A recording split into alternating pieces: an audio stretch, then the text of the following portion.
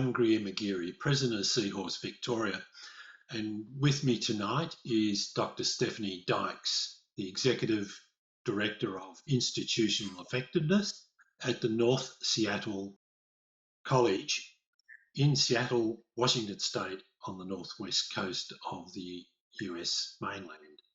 Welcome, Stephanie. Thank you. One of the big things, of course, in world news at the moment is the US election. What sort of impact is the election and the Trump administration, or maybe a future administration, may have on transgender individuals in the US? I think the first thing I would say about the current president of the United States is he's rolled back numbers of advancements that the transgender community in the United States has achieved. So I remember waking up one morning to hear about the president's ban on transgender individuals serving in the U.S. military. That deeply saddened me because I know, for example, that some of our closest allies like Australia and Germany and the United Kingdom allow transgender people to serve in the military. I think another impact of the Trump administration on transgender rights in the United States is that it has emboldened legislatures at the state level to begin implementing anti-trans legislation, whether that's on transgender athletes participating as girls or women, or of course the bathroom bills. And in my home state of South Carolina, there's an initiative in the state legislature to prevent trans children from having access to any medical care that would assist them in putting a pause on puberty. So I think the other impact of the Trump administration has been his selections in the Supreme Court. I don't think things will get better for transgender people in the United States. I think that many states will take these changes to the makeup of the Supreme Court members as an opportunity to basically roll back additional transgender protections. It's been like taking many steps backwards since 2016. Do you feel that these sort of changes are directed just at male to female, or how are the female to male trans individuals being impacted? It seems like the current monster under the bed among many social conservatives in this country is trans women. And that's not to say that trans men are also not impacted by these attempts to criminalize transgender people in the United States. But it seems like so often the trope that's used in this country is, well, trans women really aren't women. We're men who are out there to look at other people while we're in the bathroom, or we want to compete as women so that we can, be successful in sports or something like that. So I think we're a more appealing target, so to speak, for social conservatives as far as this goes. Trans men certainly can be impacted as well, certainly by bathroom bills. I think it's a tough time in general. Certainly, the United States is sort of notorious for the epidemic of murders of trans women of color, especially. Again, not meaning to say that things are not also bad elsewhere, but these are certainly concerns, I think, among the transgender community in the United States. In Australia and in Victoria in the last 20 years, this year is the 20th anniversary of the passing of legislation in the Victorian State Parliament of Equal Opportunity, Gender Identity and Sexual Orientation Bill, and to create that everyone is basically the same. And of course, subsequent to that, over the last few years and in recent years, birth certificate legislation has been amended so that trans individuals, women or men, can then have their birth certificates, the identifier changed to their gender identity. And so it's sort of challenging. It has been a long challenge, but legally, particularly in Victoria, but most of the other states are very similar. It seems to be totally different to what's happening as you're describing there in America. Yeah, I think you're right about that, Greer. I know in many states there's a way, well, many states in the United States, there's a way to change the sex marker on your birth certificate, but in my home state of South Carolina, where I was born, a friend of mine from high school who is an attorney in South Carolina did some research for me on what it would take for me to change the sex marker on my South Carolina birth certificate.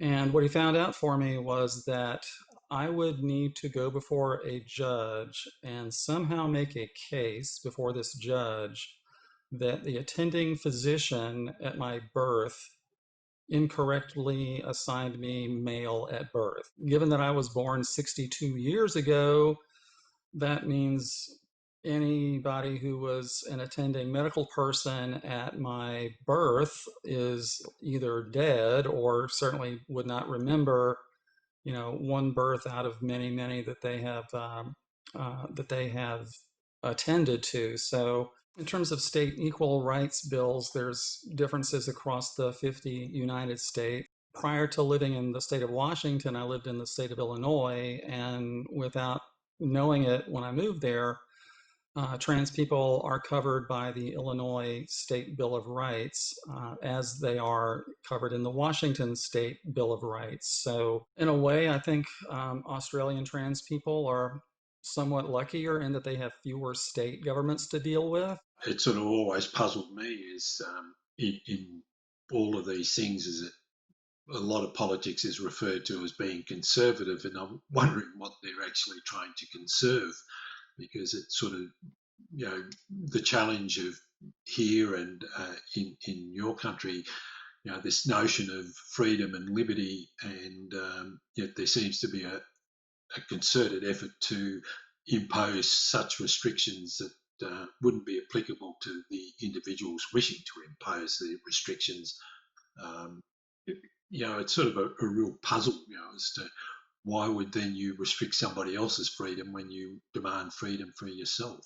Yeah, that is certainly one of those mysteries about politics in the United States. I think one thing that goes along with being part of a conservative political party in the United States, in other words, the Republicans, is being very much tied at the hip with the religious right. And, I say this as a practicing Lutheran in the liberal tradition of American Lutheranism, but I think in many parts of the United States, there is this influence of religious conservatism. So, what that would mean is that if you want to be a conservative politician and be successful as a Republican, you've got to, kind of buy into the undertone of religious theocracy. So you're right. You would think that if a country that is supposedly founded on, life, liberty, and the pursuit of happiness is really true to what it says, then I should be able to pursue my happiness just as much as anybody else does. We've explored a little bit of the situation in the current day America, but let's go back a little bit to when you first started to understand about your trans identity, and the impact of what was happening around that time is the decisions you made about outing yourself and the choices that you started to make in life. By way of background, let me first say that I'm an Air Force brat. So my late father was in the Air Force for 20 years. So my earliest waking memories are of waking up in Japan.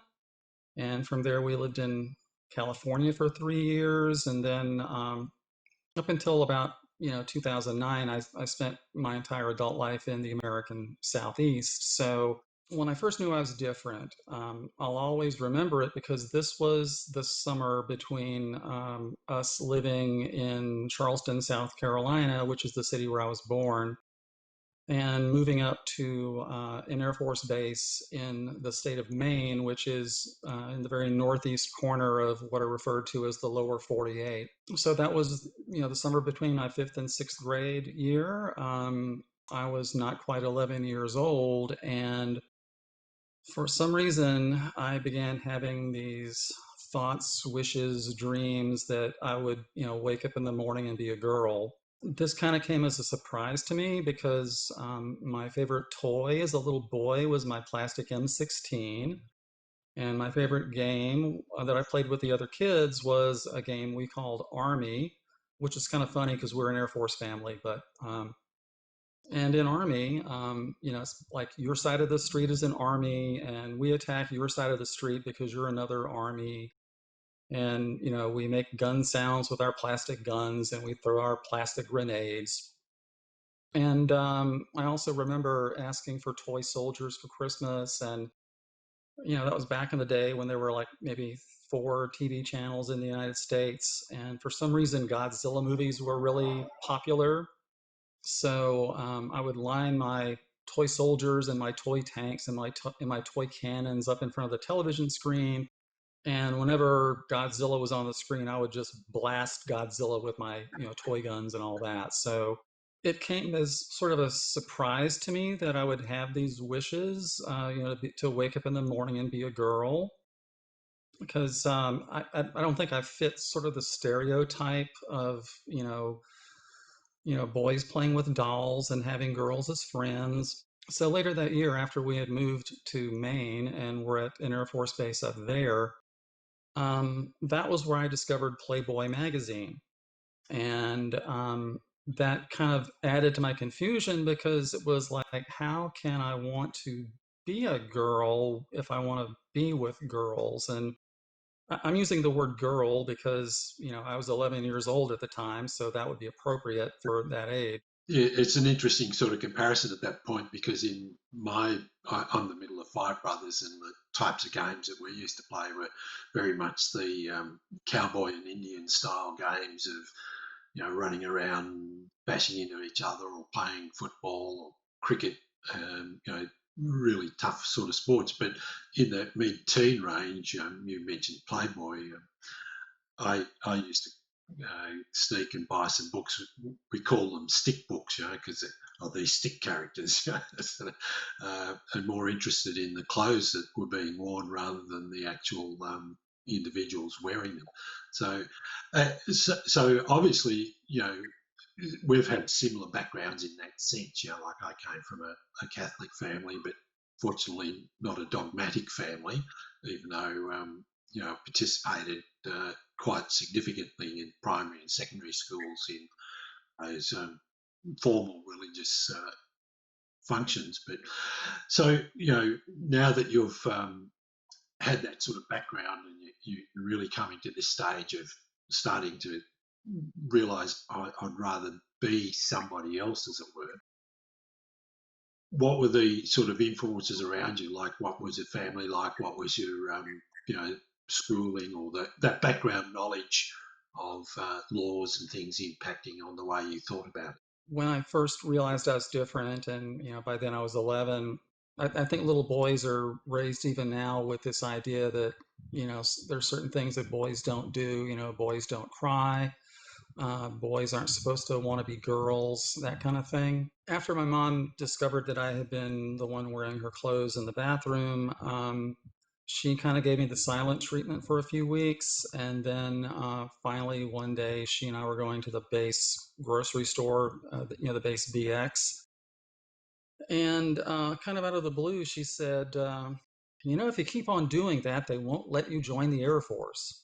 As if I had any desire to join the United States Air Force. And from there, I knew I had to, stop doing it. Although, even though you're not doing it, that doesn't mean you're not thinking about it. So at the end of my 6th grade year, that was the year that my dad got out of the Air Force, and we ended up moving back to Charleston, South Carolina, which is where my mom is from, and where my grandparents were living, and aunts and uncles and that kind of thing. So that was also around the time that I was old enough to go through confirmation class in the Lutheran Church.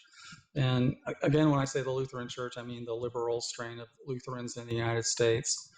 From what I understand, the Lutherans in Australia are very conservative, so I doubt that I would have had the same experience going through the Lutheran church there. But going through confirmation, I learned about Martin Luther, and I really kind of thought in my 11 going on 12-year-old brain that Martin Luther was sort of a nutcase. So I thought at some level, well, maybe there's room in this church for someone like me.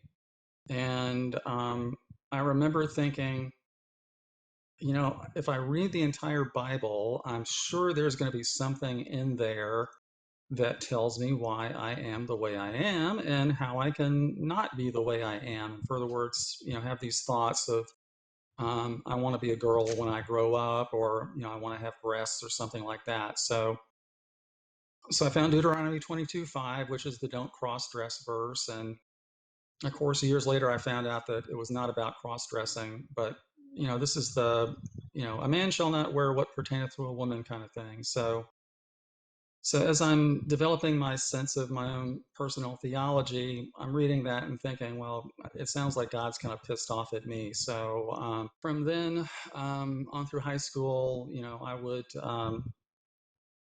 have this burning desire to wear women's clothes. So I would, see what my mom had left in the dirty clothes hamper.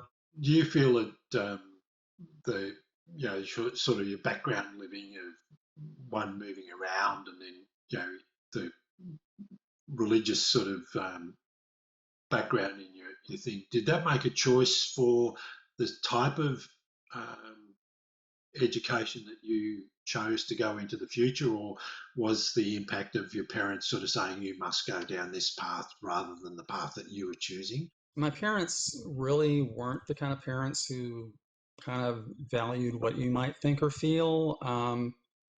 So I'm the middle of three children. I have a late older brother who is deceased, and he died by suicide, which, I want to get that out there so that it's something that people can talk about more and more. And I've got a younger sister who's still living. She's about 3 years younger than me. But it was basically a family where we didn't do a lot of talking. I identify as an introvert, even though I'm doing a lot of talking with you right now, but I'm probably the highest functioning introvert my family has seen ever. So when my parents said, be like your brother, go to Clemson, I really didn't feel like I had much of a choice. So and not only where I went to college, but also what I was going to major in. So I wanted to please my mom and dad. So my mom had said from as early as I can remember, be a medical doctor when you grow up. And it wasn't because you could help people and ease suffering. My mom's rationale was because doctors make a lot of money. So the only catch with me is things like chemistry and physics weren't my cup of tea, so to speak.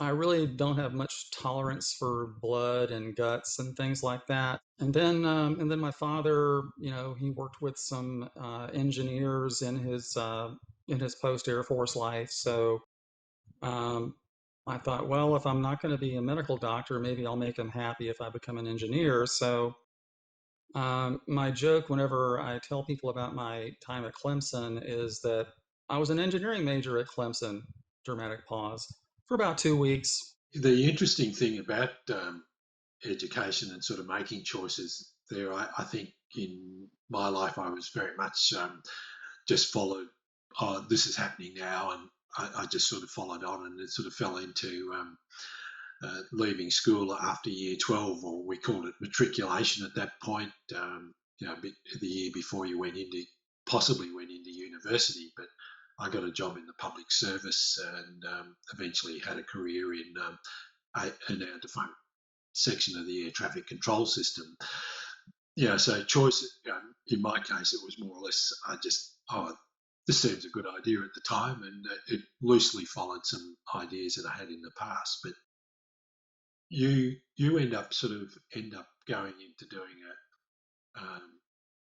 a master's in teaching, basically. So, what drew you to teaching?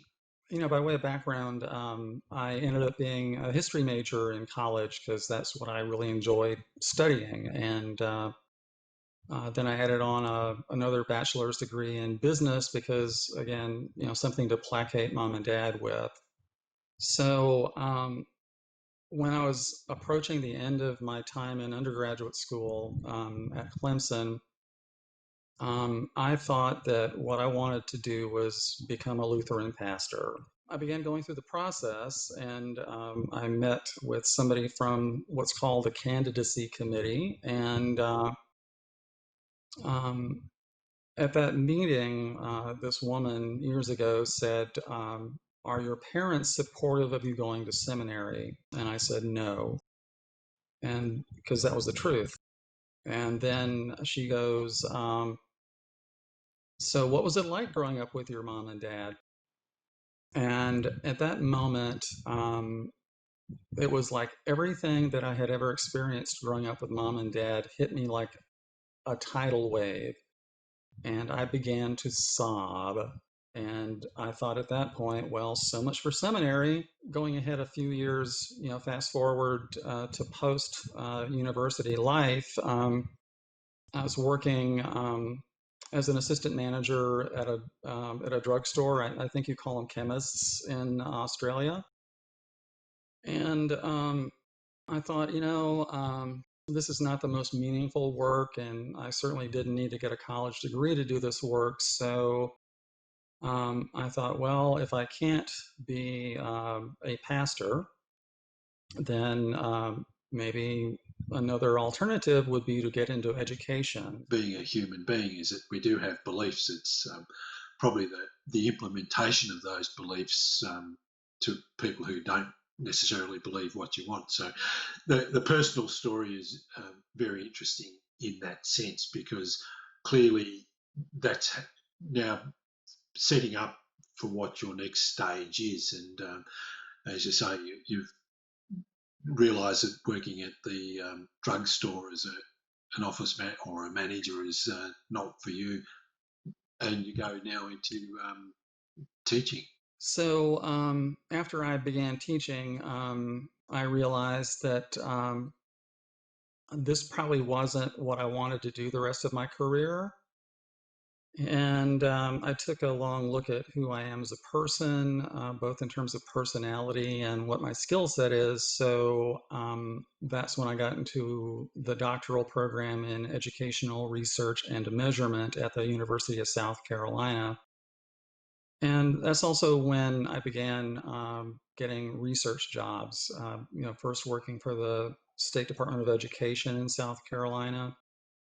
And during that same time period, I met the woman who is my ex-wife, and she and I have a son who's 27. So kind of moving fast forward through my career. So, and this also has a tie-in to my transness. So, we moved in 1994 from Columbia, South Carolina, to Charlotte, North Carolina, because my now ex-wife was working in the banking industry then. So coincidentally, our son was born in 1993, and then in early 1994, that's when my wife, or ex-wife, discovered that she'd married a cross-dresser. So the move to North Carolina was difficult, but Charlotte, North Carolina was and is a banking town. So I ended up getting a job with one bank after another there, working in market research. Um, so then in 2008, which was the year I began living full time, that was also the year that the great financial crisis, the Great Recession began. And so I went full time in May of 2008. And then on the 1st of October 2008, I was informed that I was being laid off along with 10% of my colleagues in the division in which I was working. I was just going to say, before we move that far ahead, living in Charlotte, obviously, of recent years, Charlotte's sort of played a significant part in American life, for, I suppose now we call it Black Lives Matter, but the treatment of the broader community, particularly minority lives, how has that impacted, living in that environment, or was it as evident when you were living there? Here's a true story. So I grew up in a very racist household. And I tell people that as much as the word was said, it's really incredible that the first word out of my mouth as a child was not the N word. Fast forward again to that year when I knew I was different. I remember the spring of my sixth grade year. So this is me as an 11-year-old. I thought to myself, what has any black person ever done to me that's so bad that I need to call them this really nasty name? And the response I got was, well, nothing. No African American person has ever done anything to me that's so bad that I need to call them something bad. And then I took it a step further and said, well, what has any person who's different from me done to me that's so bad I need to call them some kind of nasty name? Um, so at that point, I kind of, swore off the racism that I grew up with. It's really just sort of getting a sense of the environment that you lived in, because you know racism, and that occurs all around the world. It really doesn't matter which country you live in. I think there's always an underlying, where the dominant society treats the less dominant society, and particularly all the variations of minorities with contempt and institution, or built into their institutions, matters which disproportionately affect those minority lives. And obviously, in Australia, just as in the US, black lives have been impacted throughout all the history. And it's how you change individuals' attitudes, and then the laws is always a big issue. That how do we go about changing it? And I suppose that's going to be with us for many years. But I was just sort of interested in how it did impact on the background life of you, and particularly seeing you mentioned Charlotte. Now, as you say, you were laid off through what we just call the GFC, the Great Financial Crisis. So, what impact of being laid off and going full time do to your life then?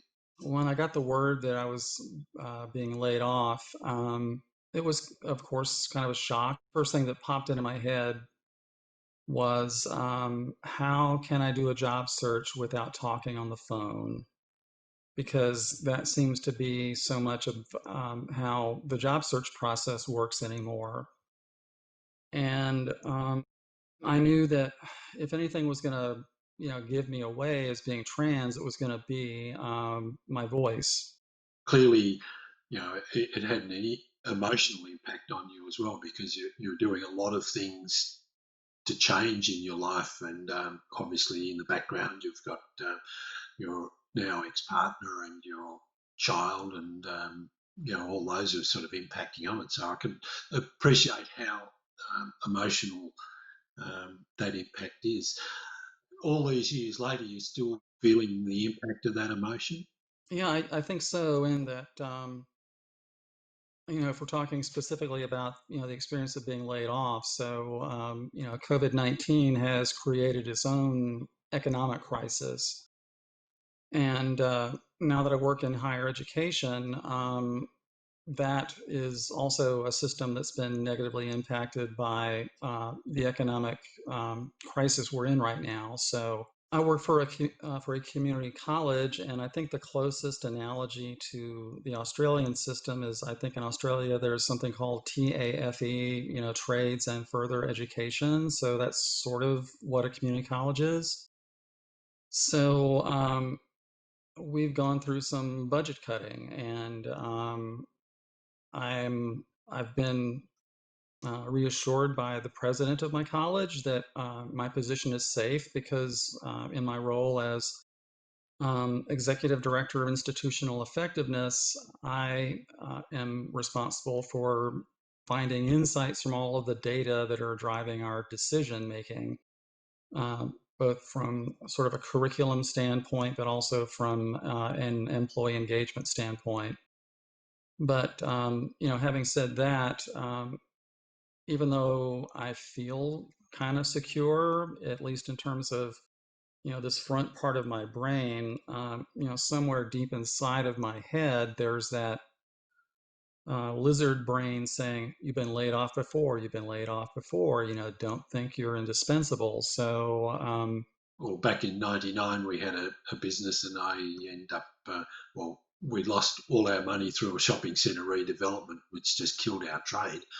And on and off since then, I've had many different jobs and been laid off some of them, and including an impact with the COVID-19, where I'd had an arrangement to uh, finish up and go on to a permanent 3 day a week job, and it coincided with the beginnings of the lockdowns in March. So, but let's just go back to your current job there. Like what were the impacts or the when you applied for your current job? You being a full-time trans woman, did that have much of an impact on the way you looked at applying for the job and eventually getting the job? yeah, it certainly did. So, prior to living in Seattle, I was living in the Chicago area, which is where I got my first higher ed job. So when I got laid off from that job, I thought, um, you know, I need to find a job because, I don't have the rich uncle. I'm not a trust baby, so I need to work. So I probably would have been inclined to stay in the Chicago area because I had lived there by that point nearly 6 years, and you get kind of used to living someplace. But when I was looking for the job I currently have, I thought, okay, where do I not want to get a job? And I did apply for one job in what I call the states of the former Confederacy. Um, and I think that was more a mark of my desperation than of my desire to get back to a place where I could get, soul food cooking on a regular basis. But when I applied for the job I have now, I had on my academic resume all of these, talks I had done at conferences and on college campuses about being transgender. So, in that resume, I was certainly giving any potential employer a really big clue that this person is either transgender or they're really interested in transgender stuff. And then I remember my phone interview with the search committee. And one of the last questions they asked was, tell us about your experiences working with diversity. So at that point, I was feeling kind of emboldened. So I said, well, I could talk about this from sort of an abstract perspective, or I could just come out and tell you that I'm transgender, which I am. So diversity is very near and dear to my heart, and it's part of my lived experience. And after that left my mouth, I was feeling so euphoric because I had said with pride, I'm transgender. And then the interview ended shortly thereafter. And that's when I became very afraid because I thought, oh my gosh, what if they think I'm going to look like a football player in a dress or something like that? How long did you have to wait before you heard the news about whether you did or did not get the job? Obviously, you're starting to describe that euphoria of being out, and then that dread while you wait for the end result. I don't know that I was feeling down. I think I was feeling certainly scared, like, oh my gosh, because here in this country, there is no nationwide job protection if you're trans, and um, going from being a white male in the United States to being a trans woman, you kind of become aware really quickly that discrimination really does exist. So my concern was, what if they hold this against me? But I think shortly after coming out to the search committee, I was invited to campus to do basically a day of interviews and presentations and things like that. So at that point, I knew they were still interested. And then after I did my, on-campus interviews and my presentations on campus, I didn't have to wait long before I got the formal job offer. Then I got the formal job offer letter. And I thought, wow, they knew I was trans and they hired me anyway. And that's actually what has happened in the last three jobs I've had. They knew I was trans and they hired me anyway. So I think my first thought after I got the job offer was, how soon can I get myself from Illinois to Washington State so I can start getting a salary again and start getting medical insurance? Because at that point, I was still covering my son on my medical insurance. So yeah, I don't think I took time to kind of celebrate. Oh, I've got this job. It's like it was almost like this sense of great relief and but also mixed with sadness because I knew that I would be leaving a place where I had lived for 5 or 6 years and I had been very active in my church in singing in the choir and singing solos. And I remember the last choir practice I went to before I moved to Washington State. And we were singing this one song that I don't remember exactly what it was, but I remember just sobbing through the entire song and just, verbalizing, I'm just going to miss you all so much. So yeah, maybe I should take more time to celebrate. I don't know.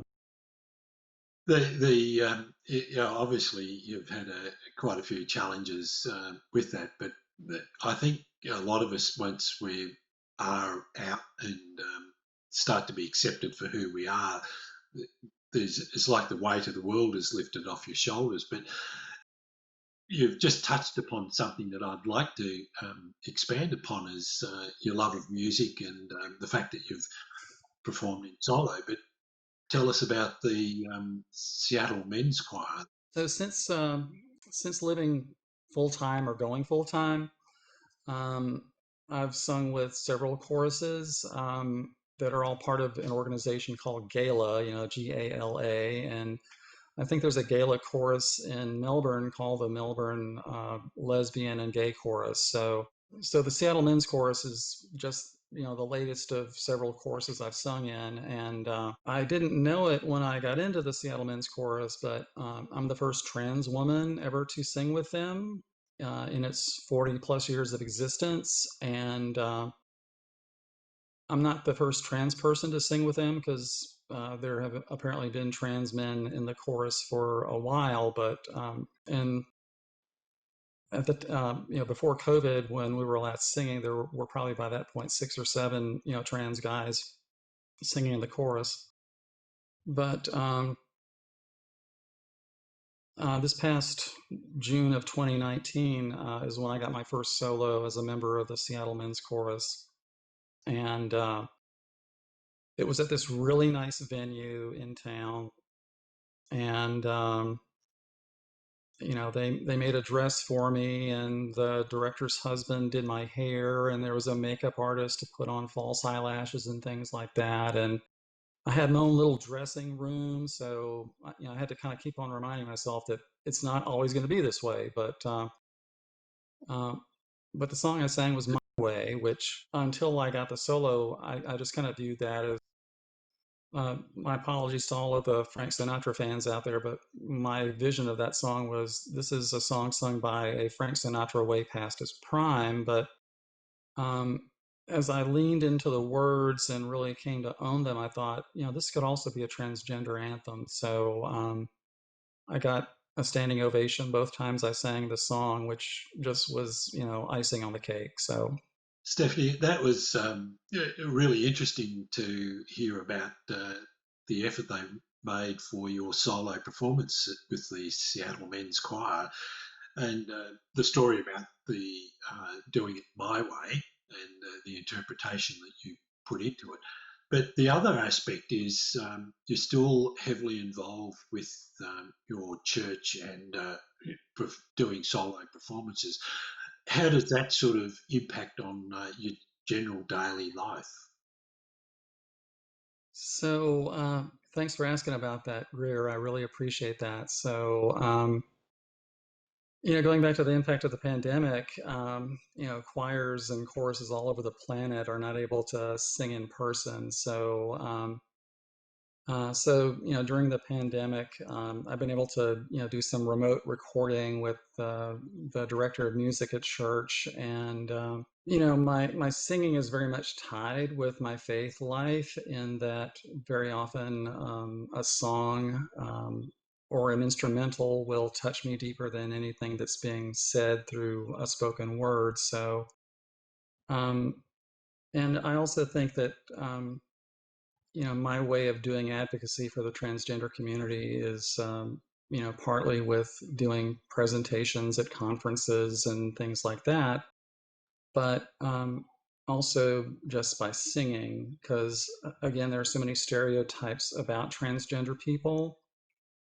And I've had enough people in various churches throughout my life, both post transition and pre transition, tell me that my singing has touched them. That it also feels like singing is a gift that I've been given. I don't really come from a family of singers, um, so it's one of those things that kind of works both ways. It's a way for me to have a ministry through my music, but it's also a way for the music to minister to me. That's really a great insight into how music sort of impacts on our daily lives. But you touched on in that comment about speaking at different conferences, etc., to partly present trans issues, but also I gather you've with your doctorate that you've got expertise in other conferences. So the when you're presenting these talks and going to conferences, how are you personally received as say a keynote speaker or a prominent speaker on any subject matter that the conference is about? I've done most of my talking through gender and diversity conferences, but I've also begun to do presentations at conferences in my field, which is called institutional research. So, even when I'm doing more of a work-related presentation, I still try to use a transgender angle to it. So, for example, this past March and also in November of 2019, I did a presentation on challenges faced by transgender students and transgender employees in higher education. So um, that enabled me to kind of, reach out to a different kind of audience than might go to, say, a transgender conference or a women's studies conference. In terms of who comes to these presentations, I do. Um, Most of the time, they self-select to come to my presentation. And I guess I've been fortunate in that nobody who is mean or nasty or transphobic has come to one of my sessions. Um, in terms of doing presentations for college classes, there have been a few instances where I later found out that somebody there didn't appreciate my presence on their campus, but um, again, I guess I've been fortunate in that people who come to my presentations tend to self-select out of their own interest in the topic. Talks that I've sort of given, really in small groups as such, but I do sort of point out at times that, the personal story I do occasionally mention about my granddaughter And the impact of me outing myself to her, she prefers the terms they and them these days, but old habits die hard from a grandparent. But the personal story quite often draws out the really goodness in a lot of people, and I get a strong sense now that just from what you're saying, that you've developed a reputation, in a sense, I suppose, with the employment that you've managed to get on the campus and through your church and through the choir, that you're being accepted so much better than you were in the past. So just going sort of with all of that, how do you see the next few years for you? So when I kind of think blue sky and utopia, what I hope happens at sort of a personal level is that my son and I, he's now 27, will continue, developing and repairing our relationship. This past summer, August of 2019, I saw my son for the first time in 9 years, and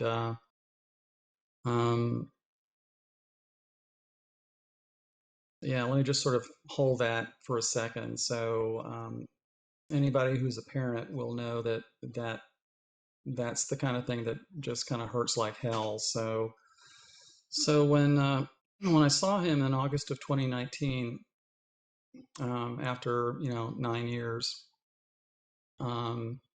he told me that he has gay friends, which I took that to be his way of saying, I'm becoming more okay with who you are.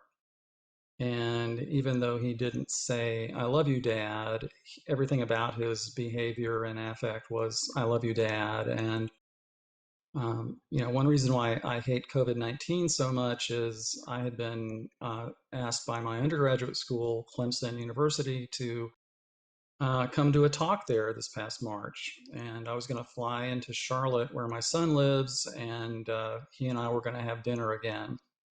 But of course, the pandemic had other plans. So I'm hoping that my son and I can get to a better place with where we are in the years ahead. That's a big challenge for all of us. The COVID-19 restrictions around most of our lives has really impacted on that personal contact, even though we do connect through the internet and various platforms. To round out the conversation today, is there a way that you can sum up your life, as it were, so far? Here's kind of how I hope the years ahead go. So I see myself needing to work until I'm in my 70s, which is fine because having a place to go and people to associate with is good for my mental health. I want to keep on singing and sing as much as I can because it makes me happy. It makes me happier than probably most anything else. And I'm a single person. I'd like to be in a relationship, so I hope that in this life I'll be able to find my Ms. Right. Whether she speaks English with an American accent or an Aussie accent or a whatever accent. So that's kind of how I'm hoping things go. I want to become a homeowner. So that was something else that COVID-19 kind of squashed. But I guess the closing thought I would have is I want to make sure that I'm leaving a legacy behind because every day there's more and more trans people being born, and they need to know that their life matters and that people have come before them who have had to deal with difficult things, and so that's sort of kind of how I hope the next 20 to 25 years of my life play out. And um, Yeah, I want to be able to, kind of maximize my own happiness while, leaving a positive legacy. Thank you very much. It's been a pleasure to talk to you today about the life and the impact, and it provides an insight for us in Australia to sort of have a personal experience of growing up in another country, and one that we sort of hear so much about on the news. And I'd probably love to catch up January or something like that to see how the changes are rapidly occurring. Thank you very much. I would love to catch up with you in the near future. That sounds wonderful, Greer. Thank you so much for this opportunity. Thank you. And thank you very much for watching. My guest tonight is Dr. Stephanie Dykes from Seattle in Washington. Thank you for watching. Good night.